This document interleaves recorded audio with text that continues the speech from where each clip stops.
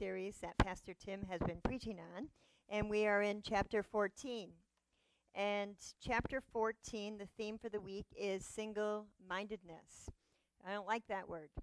I think it's a silly word. Has anybody ever heard single-mindedness used in a sentence? I never have. Think about it. I've never said it, and I've never heard it. So I decided right then and there that I had to do something about it. Because if I can't make a connection to the word that I'm talking about, it's kind of a moot point. So I went to my handy-dandy Google and looked up the definition. And the first definition I found was this: having an overriding purpose or goal. Now, I like that. And for the sports person in me, it made a lot of sense. But I went a little farther, and I found the word focus. Now, I really like the word focus. I hear it probably 10 times a day in school. You know, my kid's really focused, and they rocked the test. I'm squeaking, aren't I? A little bit. Or Mrs. DeWyse, here's a young boy, and he's not focusing very much today. What can you do with him? Okay? So, but focus. We should be focusing on God, right? But sometimes, just like school-age students, we get distracted, don't we? Children of God get distracted, and we get distracted by lots of things that come into our lives. And sometimes those distractions are pretty easy, just like in school. Put it down. How's that? Better? Makes me, yeah, that was driving me crazy, quite frankly. You did, yes, okay. And sometimes the teacher just simply has to say, Johnny, pay attention, and the distraction is over. But sometimes students really can't focus, and they end up getting a diagnosis of ADD, which is attention deficit disorder. The same can be true with children of God. We can become spiritually ADD, can't we? And we do, more times than we'd probably like to admit. You know, God calls us to delight in the Lord, and he will give you the desires of your heart. Or seek ye first the kingdom of God, and all these things will be added unto you. But oftentimes, what we do is focus on the desires of our heart, or all these other things that will be added unto you. And they become the focus, and God becomes the distraction. So, the overriding theme for my message today is found in Lamentations. And I found this on a devotion by Rick Warren, and I really like it. I had never heard it before. I shouldn't say I really like it. I love it. So listen. The thought of my pain and homelessness is bitter poison. I think of it constantly, and my spirit is depressed. See, when we focus on the distractions, we get depressed. Yet hope returns when I remember this one thing. The Lord's unfailing love and mercy still continue, fresh as the morning, as sure as the sunrise. The Lord is all I have, so in him I put my hope. So, let's talk about first what these distractions look like, or where they can come from. Number one, distractions can be cultural, right? If everybody else is doing it, it's pretty hard not to think it's okay. If your friends are doing it, your colleagues are doing it, everyone else is finding it accepting, it's pretty easy to accept it also. But Romans 12:2 says this: don't become so well adjusted to your culture that you fit into it without even thinking. You know, oftentimes as people, because we have that feel-good thing going on, and when somebody accepts us, we're in and we're feeling pretty good. But oftentimes it goes against the very word of God. So sometimes our distractions can come from our culture. Second of all, our distractions can come from tradition. This is the way we've always done it, right? And where our focus should be on God, we're focusing on how it's always been done. Colossians 2:8 says this: don't let anyone capture you with empty philosophies and high-sounding nonsense that comes from human thinking. So traditions can cause distractions. Number 3, reason. Logic. Makes perfect sense to me, right? It's very logical. And I know I've shared this story before, but I think it's a perfect place there. Is years ago, one of my brothers was a sophomore in high school, and he was dating a senior girl, and I didn't really like her that much. And he came home. They came home at Christmas time and told us that she was going to have a baby. And I was not happy at all.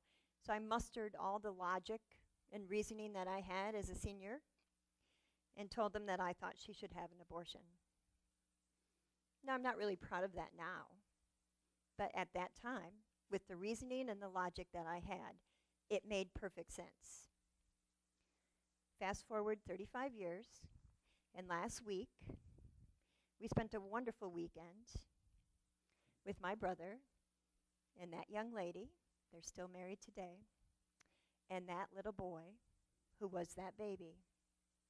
And his family, his beautiful wife, and his 2 little girls.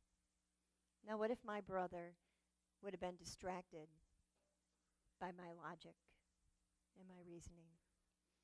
And that little girl, both those little girls are just adorable, but I have to share this. I shared it in Nobbingway.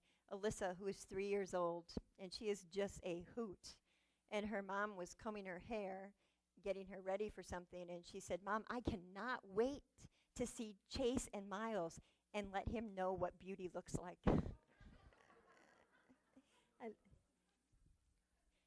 We would have missed all that if my brother would have been distracted by my knowledge of the situation at that time.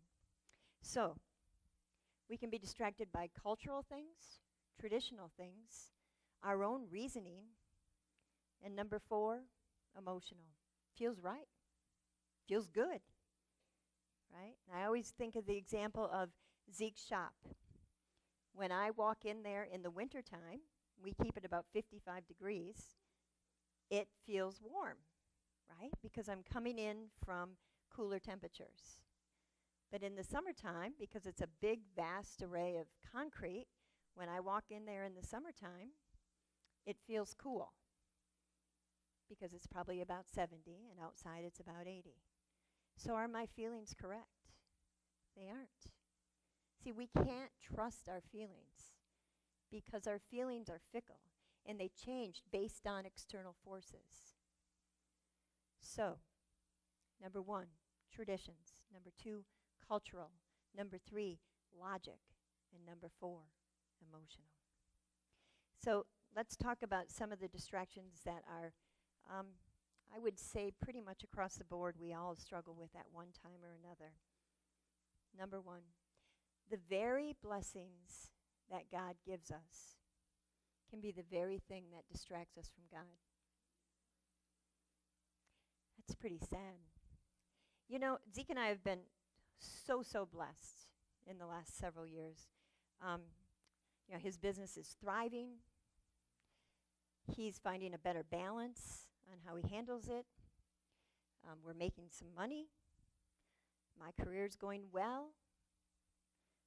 Our kids are all thriving.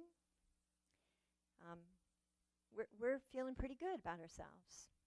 And then about 6 weeks, life had some hiccups, quite a few hiccups actually. About the end of June, Drake began feeling not so good. He had gone to basketball camp and had some bathroom accidents, several bathroom accidents there. I kind of wrote it off to just being a kid and being excited about being at basketball camp. Then he started having some sores in his mouth. And then every evening he began running a low-grade fever. And the symptoms just kept on growing. July 3rd, I took Drake into the clinic to find out what was going on, and they really couldn't give me any answers. And July 4th, he played in the band and came done. Can you still hear me? Okay, that feedback is bothering me. Played in the band, came back, saw us, and took a big sip of cold water and immediately doubled over in stomach pain. We took him into the emergency room, and they ran some tests, and they determined that he also had Crohn's disease. It takes a while to see a pediatric gastrologist. So as we were waiting, Drake's symptoms became considerably worse, and pretty much he was non-functioning. He would basically get up, go to the couch, go to sleep, and that's where he stayed. He actually tried another basketball camp. He failed miserably, and actually we had a conversation just the other day. He goes, I can't believe how sick I was. But like the frog, you know, they say that if you put a frog in boiling water, they'll jump out. But if you put a frog in warm water and slowly add hot water, boiling water, they'll stay there and die. Okay. So on July 6th, Drake had spent the day on the couch and woke up about 5:30 and said, I'm going to go to soccer. And so Zeke took him to soccer.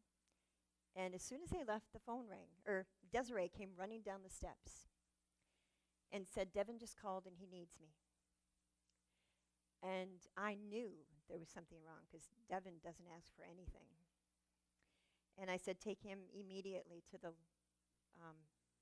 emergency room. I called Mike and Kim to meet her there.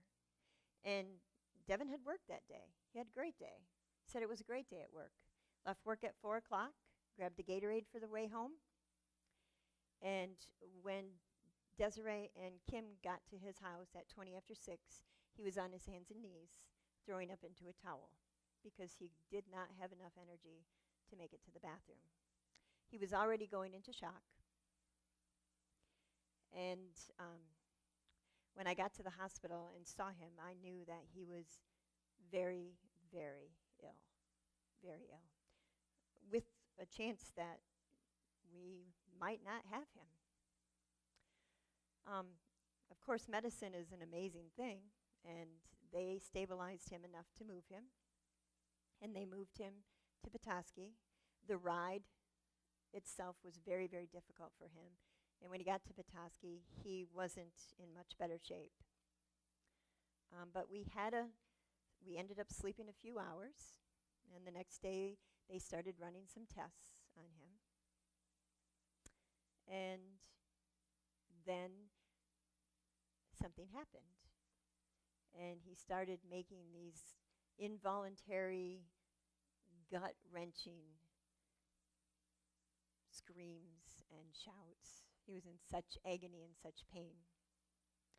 And very much, of course, the hospital staff came, and I heard words such as septic and 2 hours and all the things that a mom doesn't want to hear. And I have to tell you that when I stood over his bedside, that all those blessings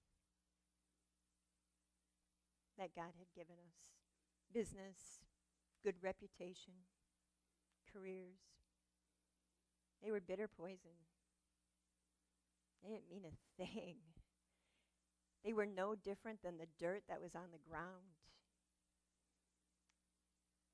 And I don't think that I have a real connection with my blessings. I like them. But it was real eye-opening to me to realize that we so often can get so caught up and focused on the very blessings that God gives us, that God becomes the distraction. That God becomes the distraction. So, let's move on. Number 2, other people can become distractions. You know, I'm the type of person that when I like something, I like it forever. I don't change. And Zeke's laughing because he knows. I still have a blue sweatshirt that when we got married, and I like that blue sweatshirt. Every year I take it out about the fall, and every year he says, Deb, get rid of the sweatshirt. And every year I say the same thing, but I like it. all right? About 10 years ago, we redid our house. I like my house. I like the colors I picked. I like all the flowers. I like everything about it. But a month or two ago, he said to me, you know, Deb, the colors in the house are getting outdated. Really? And he said, and some of your decorations, they're like yesterday. And at first I said, no, they're not. But it's interesting to me that one little comment, now when I walk into my house, I look around and I think, is this really old-fashioned? Am I really outdated? Now, it's kind of funny, but what I think about that is this. One little comment about something so insignificant, right? Decorating a house, would distract me to the point that it has. So if that one little comment can do that about something that doesn't mean anything, what does the media do to us? What do other people do to us when they say things to us? What does movies do to us? So other people and things can be a huge distraction and take us away from the focus of God. Number 3, worry. I've done a fair amount of worrying lately. I'd like to say I've handled the situation beautifully, but I have not. And I've done some worrying. And it's interesting to me that the worry, when we allow worrying into our life, okay, the thought of my pain and homelessness is bitter poison. I think of it constantly and my spirit is depressed. When you allow worrying into your life, it manifests throughout your whole life. I worry about things that I never, ever worried about. I worry about several weeks ago when Drake was feeling better, Drake and Zeke, and we had a friend with us, I don't remember who it was, went out into the lake.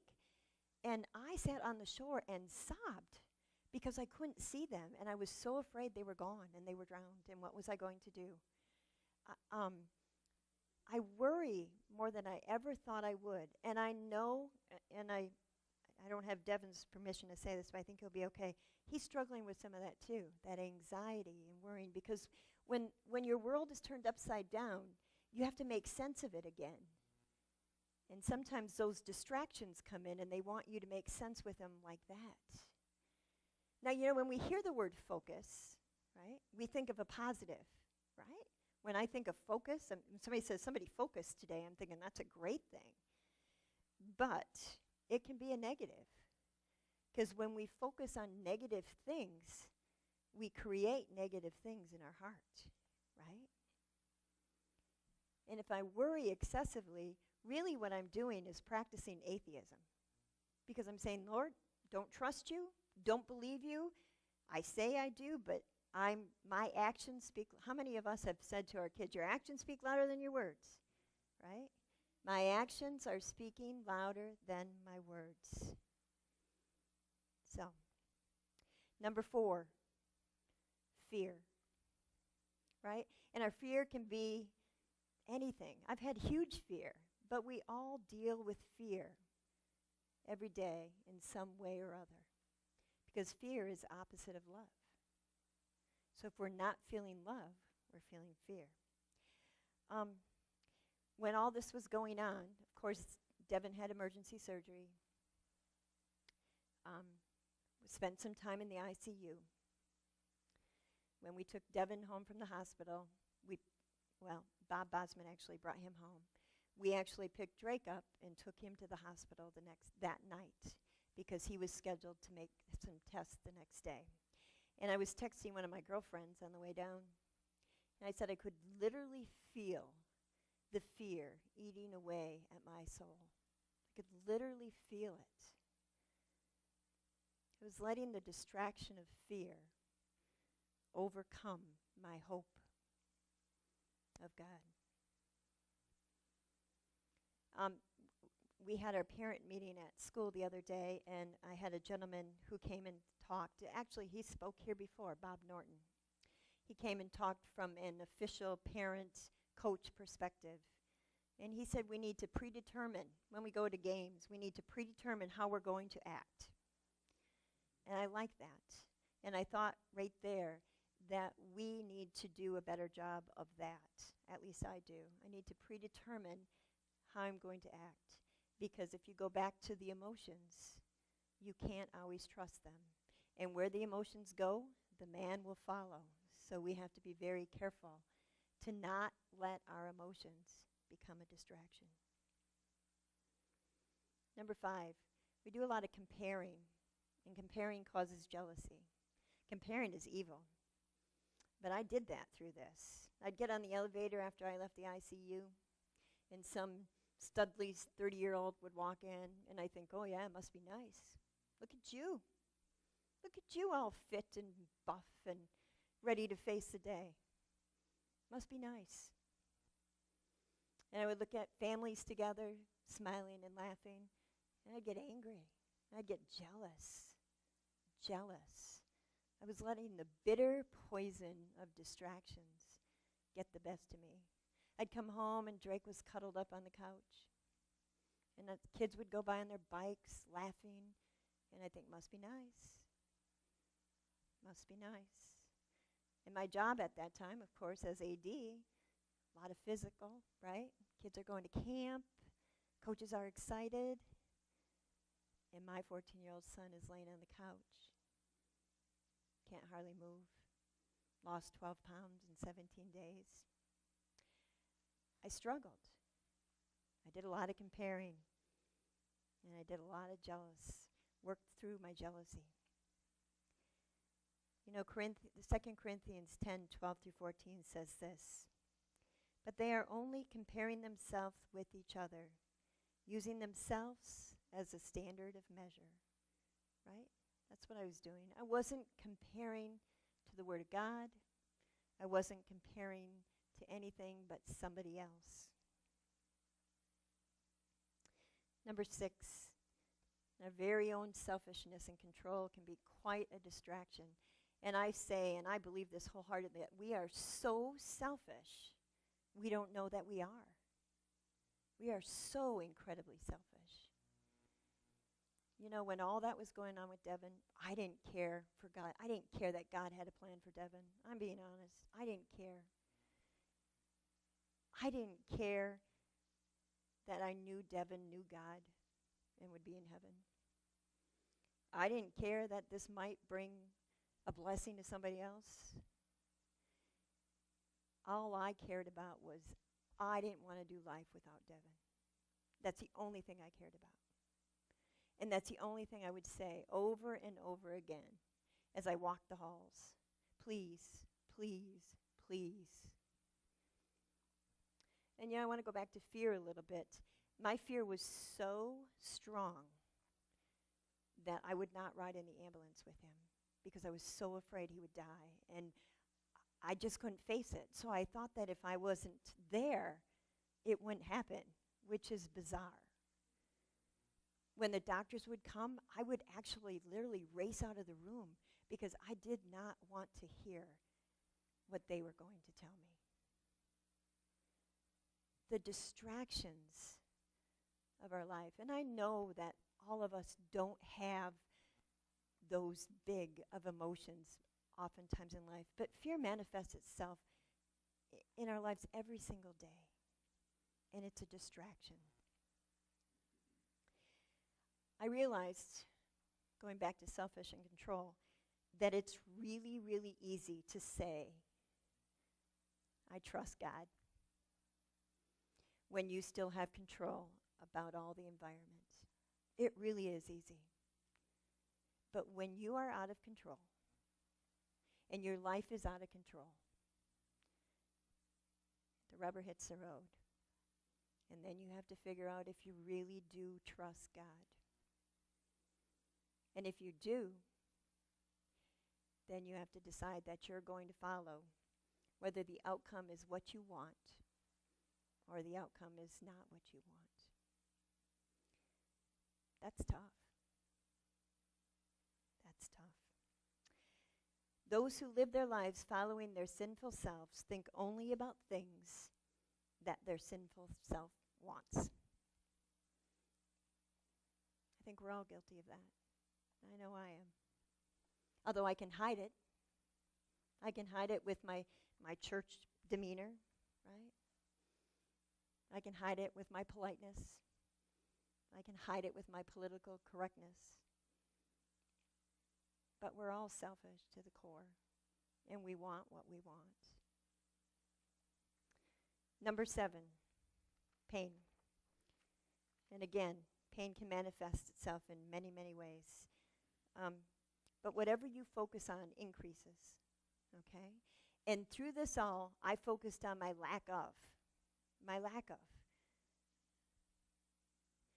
instead of my abundance. And because of that, my lack of grew. And I think it went to my kids too. Drake said to me a while ago, "Who's ever going to want me, Mom? What girl is ever going to want me?" And he said, "And what employee is ever going to want me? The medicine I'm on is $20,000 a month. Why would anyone want to hire me?" That's tough. That's tough. And what do you say? When you're in lack of, when you're not thinking abundantly, thank God for David, who said, we're not going to think like that. We're going to think, what can we do to make this a blessing? What can we do? I'm so thankful for David. He really was strong, and Zeke through all of this. I know there's reason for the pain. I understand that now, and I'm slowly getting to the point where this is a blessing, and it will be a blessing. For those of you who are close in our family, I think you know that David and Devin have never been very close. Never.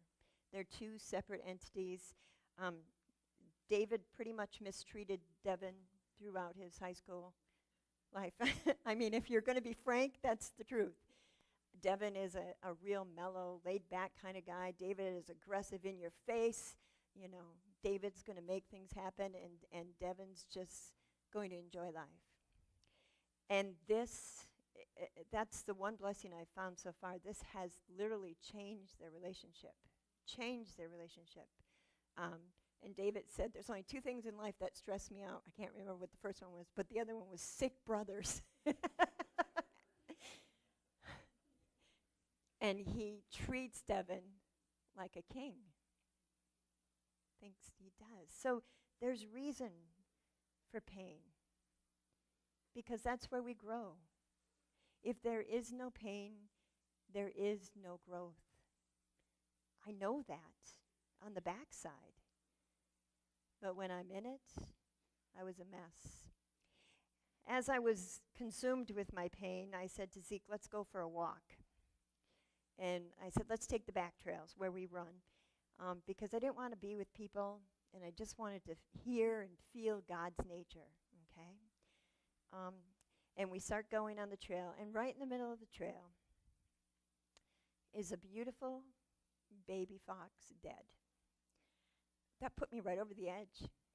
I cried and cried and cried, because it just confirmed to me that life was cruel, because that's where I was. That's the place I was. I was in the bitter poison. I was in the distractions. But listen to this. But maybe the reason for the pain is so we would pray for strength. And maybe the reason for the strength is so that we would not lose hope. And maybe the reason for all hope is so that we could face the world. And the reason for the world is to make us long for home, home, home. See, this very world can be a distraction because we forget that this isn't our home. And it's situations like this that remind us that this isn't our home. This shouldn't be our goal. This shouldn't be our aspirations. And what Laura's story says, and I love this, because what if your blessings come through raindrops? What if your healing comes through tears? What if 1,000 sleepless nights are what it takes to know you're here? What if trials of this life are really your mercies in disguise? See, I didn't handle this very well, but I have to tell you that through this all, I received a text And it took my breath away. This is from one of my colleagues at school. Said, Deb, and it says a lot of other things, but it says, remember when we talked about our faith, and you said you had a feeling that God was preparing you for a season of sorrow. How are you doing with that? Not very good. Not very good. But you know what? That was God saying, I'm with you, Deb. You knew it back in March that I was preparing you. So what's going on? Get away from the distractions and focus on me. Yet hope returns when I remember this one thing. The Lord's unfailing love and mercy still continues, fresh as the morning, as sure as the sunrise. The Lord is all I have, so I put my hope in him. You know, I would think that all of us would want to focus on things that help us, right? Why do we want to focus on things that distract us, that depress us, that feel like bitter poison to us? You know, when they train a dog, right, they put the owner, the master here, and the dog over there, and they try to confuse him a little bit with a little bit of food right in the middle, right? And if the dog keeps his eyes, focuses his eyes on his owner or his master, he'll bypass the distraction of the food and come to the master, right? Just like Peter. When Peter kept his eyes on Jesus, he started doing things that he didn't think he could do. He walked on water. And as soon as he thought, holy cow, I'm walking on water, what happened? He went down, right? So we have to remember to keep our eyes and our focus on Jesus and keep our distractions to a minimum. How do we know we're doing this? Number one, I love this. When you are single-minded about God, your focus will change from how much pleasure am I getting out of my life? Which, if we're all honest with ourselves, that's probably what we think. To how much pleasure is God getting out of my life? And remember the verse, delight yourself in the Lord and he will give you the desires of your heart. The desires of our heart will change. See, delight in the Lord and he will give you the desires of our heart. Oftentimes those desires are distractions. They really are. They're carnal things. They're things of this world. And we think, okay, this is a way to get what I want. But if we really delight in God, if we really delight in him, those desires will change. And they'll be more in line with what God desires. Let's pray. Lord, first of all, I thank you